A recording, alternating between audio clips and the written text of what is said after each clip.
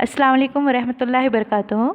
अज़ीज़ तलबा व तालिबात, जमात 11वीं के उर्दू निसाब से हमने अफ़साना ओवरकोट जो कि ग़ुलाम अब्बास साहब का लिखा हुआ है, इसके पेशेदर्स और जान पहचान को देखा था पिछले लेक्चर में। आज इंशाल्लाह हम अफ़साने को समझने की कोशिश करते हैं। तो आप अपनी निसाबी किताब के सफ़ा नंबर 20 पर आइएगा। जी, चौथा सबक है हमारा ओवरकोट। आइए हम देखते हैं अब धीरे धीरे। जनवरी की एक शाम एक खुशपोश नौजवान डिपोस रोड से गुजरकर माल रोड पर पहुंचा और चेरिंग क्रॉस का रुख करके खरामा खरामा पटरी पर चलने लगा। ये नौजवान अपनी तराश खराश से खासा फैशनेबल मालूम होता था। लंबी लंबी खल में चमकते हुए बाल, बारीक बारीक मूछें गोया सुरमे की सिलाई से बनाई गई हों। बादामी रंग का गरम ओवरकोट पहने हुए, जिसके काज में शरबती रंग के गुलाब का एक अधखिला फूल अटका हुआ। सर पर सब्ज़ फ्लैट हैट एक ख़ास अंदाज से टेढ़ी रखी हुई, सफ़ेद सिल्क का ग्लोबन गले के गिर्द लपटा हुआ। एक हाथ कोट की जेब में, दूसरे में बेत की एक छोटी छड़ी पकड़े हुए, जिसे कभी कभी मज़े में आके घुमाने लगता था। देखिए, यहाँ पर एक नौजवान का हुलिया बयान किया गया है। बताया जाता है यहाँ पर कि जनवरी का महीना था। जनवरी का महीना सरमा का मौसम होता है। एक खुशपोश यानी कि बेहतरीन लिबास पहना हुआ, अच्छा उम्दा लिबास पहना हुआ नौजवान डेविस रोड से गुजरकर माल रोड पर पहुंचा। चेरिंग क्रॉस का रुख करके खरामा खरामा लफ्ज़ दिया गया है यहाँ पर, खरामा खरामा। देखिएगा, खरामा खरामा आपको मुहावरतन भी आ सकता है, जिसके माने होते हैं आहिस्ता आहिस्ता। आहिस्ता आहिस्ता चलते हुए वो पटरी पर टहलने लगा या पटरी किस्म से चलने लगा। ये नौजवान अपनी तराश खराश से यानी उसकी वज़ाख़ता से खासा फैशनेबल मालूम होता था। उसके चेहरे की बनावट या उसकी वज़ाख़ता बताई गई है। बताया जाता है कि वो लंबी लंबी खल में यानी कान के पास का जो हिस्सा होता है, जो खल में बाल जो होते हैं कान की तरफ से, कनपट्टी की तरफ से, तो खल में कहलाती है। तो वो चमकते हुए बाल, बारीक बारीक मूछें गोया सुरमे की सिलाई से बनाई गई हों। उसकी मूछें इंतहाई बारीक और नफीस थी। ऐसा मालूम होता था गोया सुरमे की जो सिलाई होती है, सुरमादानी में जो सिलाई होती है जिससे सुरमा आँखों में लगाया जाता है, तो ऐसा लगता था गोया कि उसी से ये मूछें बनाई गई हैं, तराश कर खराश कर। बादामी रंग का ओवरकोट उसने पहना हुआ था, जिसके बटन में से एक बटन शरबती रंग का गुलाब, शरबती यानी कि बिल्कुल शरबत का जो रंग होता है उस तरह का शरबती रंग का जो गुलाब है अटखिला हुआ था, अटका हुआ था, उसमें लगा हुआ था। और फिर सर पर सब्ज़ फ्लैट हैट एक ख़ास अंदाज से टेढ़ी रखी हुई थी। जो हैट होती है वो टेढ़े अंदाज में, मतलब ये फैशन एक अंदाज हो, एक अदा है, उस तरह रखी थी। और गले में सफ़ेद सिल्क का ग्लोबन, जैसे मफलर होता है उस तरह से ग्लोबन गले में बंधा हुआ था, लपटा हुआ था। और एक जो हाथ है कोट की जेब में था और दूसरा जो है उसमें बेत की छड़ी पकड़ी हुई थी। और कभी कभी वो बेत की छड़ी मज़े में ऐसे ही मूड में आकर घुमा लिया करता था। ये हफ्ते की शाम थी, भरपूर जाड़े का ज़माना। सर्द और तुंद हवा किसी तेज़ धार की तरह जिस्म पर आके लगती थी, मगर इस नौजवान पर इसका कुछ असर मालूम नहीं होता था। और लोग ख़ुद को गर्म करने के लिए तेज़ कदम उठा रहे थे, मगर इसे इसकी ज़रूरत न थी। जैसे इस कड़कड़ाते जाड़े में उसे टहलने में बड़ा मज़ा आ रहा हो। मौसम बहुत ज़्यादा जाड़े का था, यानी जाड़ा उरूज पर था, अपने शबाब पर था। ऐसे वक्त में ये नौजवान खुली फ़िज़ा में सर्द हवाओं में टहल रहा था। हफ्ते की शाम का वक्त था और हफ्ते की शाम में अमूमन लोग ज़्यादा होते हैं, क्योंकि दूसरे दिन तातील होती है, छुट्टी होती है। तो यहाँ पर बहुत सारे लोग तेज़ी के साथ अपने अपने घरों की सिमत या अपने अपने मकाम की सिमत रवा दवा थे। लेकिन ये नौजवान बिल्कुल आहिस्ता आहिस्ता कड़कड़ाते हुए जाड़े में चल रहा था। यूँ मालूम होता था जैसे इसे टहलने में मज़ा आ रहा हो। इसकी चाल ढाल से ऐसा बागपन टपकता था कि तांगे वाले दूर ही से देखकर सर पर घोड़ा दौड़ाते हुए इसकी तरफ लपकते। मगर वो छड़ी के इशारे से नहीं कर देता। एक खाली टैक्सी भी इसे देखकर रुकी, मगर उसने नो थैंक यू कहकर इसे भी टाल दिया। मतलब बहुत ही आहिस्ता इत्मीनान से जब चल रहा था तो जो टांगे वाले थे, टैक्सी वाले थे, वो तेज़ी से इसके क़रीब आते और उसे पूछने लगते कि कहीं जाना है। तो वो पहले तो अपनी छड़ी के ज़रिए मना कर देता, या और क़रीब आकर कोई पूछता तो उनसे माज़रत करते हुए कहता नो थैंक यू। रास्ते में वो सड़क आई जो लॉरेंस गार्डन की तरफ जाती थी, मगर इस वक्त शाम के धुंधलके और कोहरे में बाग पर कुछ ऐसी उदासी बरस रही थी कि उसने उधर का रुख न किया और सीधा चेरिंग क्रॉस की तरफ चलता रहा।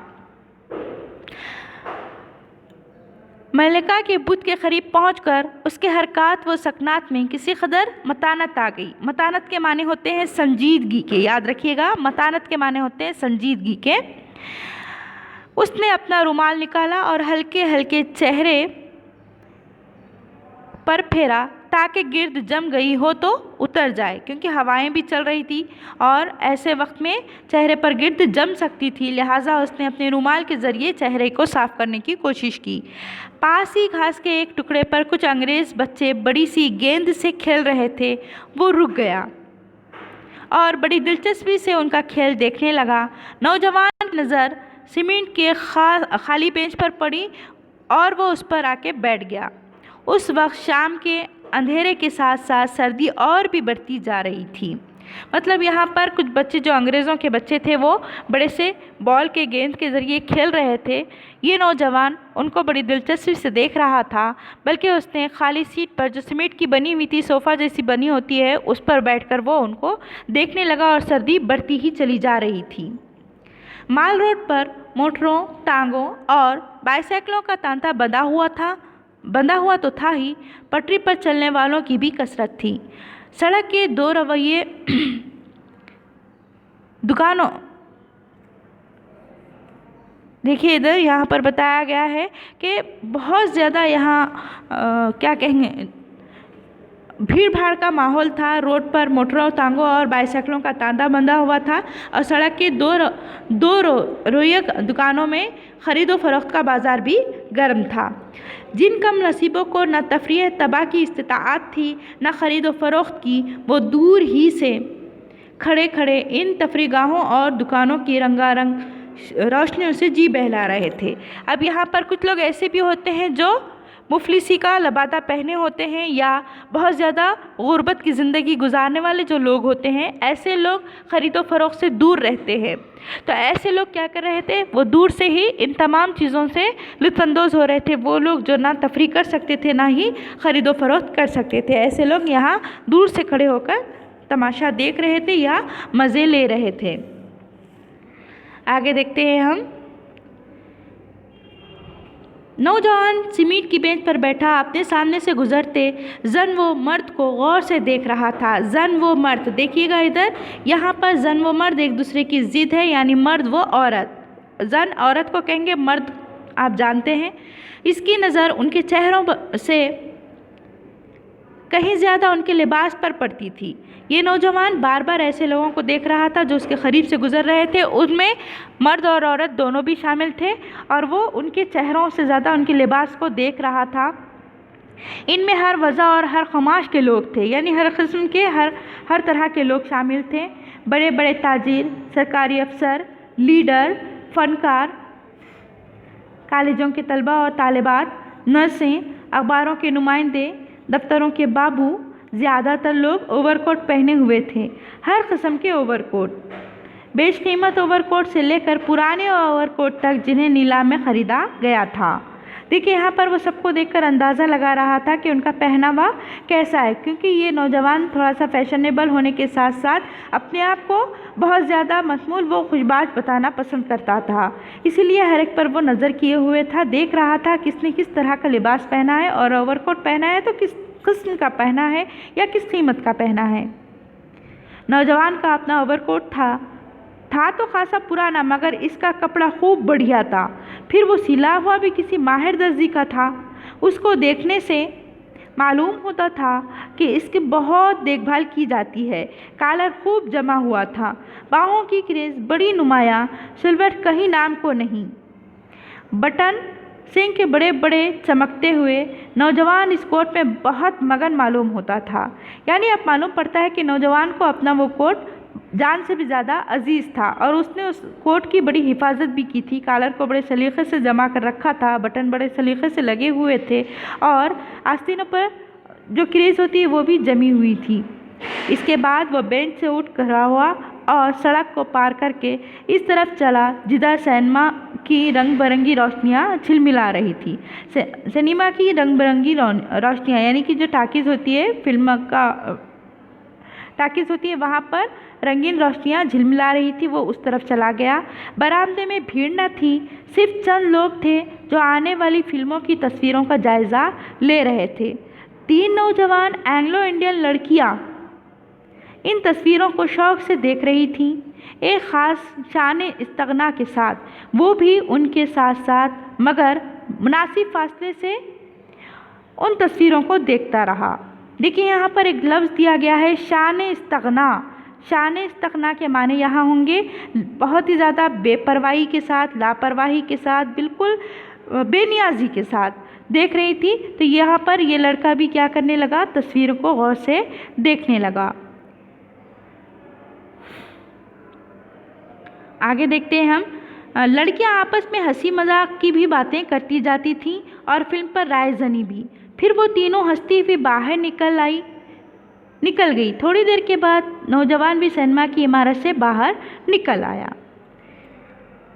अब 7 बज चुके थे और माल रोड की पटरी पर फिर पहले की तरह मटर गश्त करता हुआ चला जा रहा था। एक लफ्ज़ फिर आया है यहाँ पर, मटर गश्त। देखिएगा इधर, मटर गश्त के यहाँ माने होते हैं चहलकदमी करना या बेकार यूं ही इधर उधर टहलना।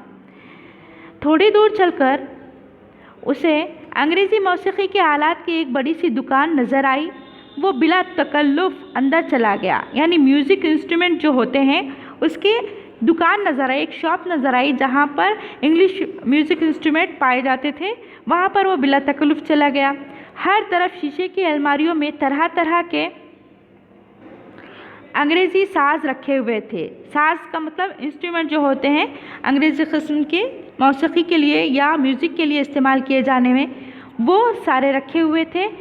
एक हस्पानवी गिटार पर जो एक खूंटी से टंगी हुई थी, नौजवान ने नाखुदाना नज़र डाली और इसी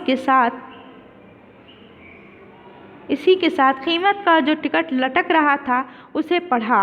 नाखुदाना नज़र डालना यानी कि तनकीदी निगाहों से देखना। यहाँ पर एक लफ्ज़ आया है नाखुदाना नज़र डालना, यानी तनकीदी निगाहों से देखना, जायज़ा लेना। तो देखिए उसने क्या किया, नाखुदाना नज़र डाली यानी ऊपर नीचे आगे पीछे तफसील से जायज़ा लेते हुए देखा और उसी के साथ उस गिटार पर एक टिकट लगा हुआ था, एक चीट लगी हुई थी, रसीद लगी हुई थी, वो कीमत की थी। उसे उसने पढ़ना शुरू किया। उससे ज़रा हटकर एक बड़ा जर्मन पियानो रखा हुआ था।